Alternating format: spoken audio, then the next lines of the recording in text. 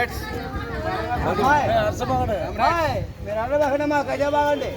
ఇక్కడ ఈరోజు మనం గవర్నమెంట్ ACSR మార్చిడి దగ్గర ఉన్నాము.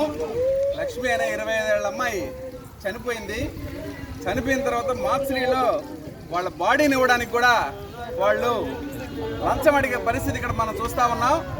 ఇక్కడ ప్రభుత్వ వ్యవస్థ పనిచేస్తుందా లేకపోతే నిద్రపోతుందా అనేది కూడా తెలియని పరిస్థితి. సూపరింటెండెంట్ గారు కానివ్వండి, హాస్పిటల్ కమిటీ చైర్మన్ కానివ్వండి, ఎమ్మెల్యే గారి కార్యాలయం కానివ్వండి, జేసీ గారు కానివ్వండి, కలెక్టర్ గారు కానివ్వండి, వీళ్ళందరూ కూడా కనీసం వాళ్ళ శవాన్ని వాళ్ళు తీసుకోవడానికి కూడా ప్రజలు ఇంత బయటపడి పోరాటాలు చేయాల్సిన పరిస్థితి వస్తుందంటే మీరందరూ ప్రభుత్వంలో కొనసాగుతున్నారో లేదో కూడా తెలియని పరిస్థితి.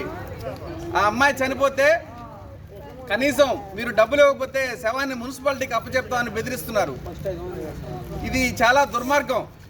కాబట్టి ఇటువంటి పరిస్థితి కూడా జరగకూడదంటే మీరందరూ కళ్ళు తెరవాలి. ఎగ్జాంపుల్ చెప్పాలంటే కూటమి ప్రభుత్వం ప్రతిపక్షంలో ఉన్నప్పుడు ఏది చిన్న సమస్య జరిగినా కూడా వాళ్ళందరూ వచ్చి మేము ప్రజల పక్షం ఉన్నామని తిరిగేవాళ్ళు.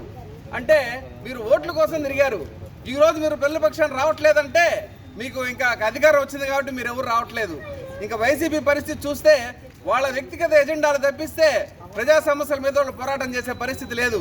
కాబట్టి ఈ రోజైనా రేపైనా భవిష్యత్తులో అయినా ప్రజల పక్షాన్ని నిలబడాలి అంటే అది ఒక కమ్యూనిస్ట్ పార్టీ వాళ్ళు తప్పితే ఇంకెవరు కూడా ప్రజలకు పనిచేసే పరిస్థితి లేదని తెలియజేసుకుంటా ఉన్నాం. ఇంకొక ముఖ్య గమనిక, ఈరోజు సూపరింటెండెంట్ గారిని కలుస్తాము, జరిగిన పరిస్థితి కూడా వివరిస్తాము.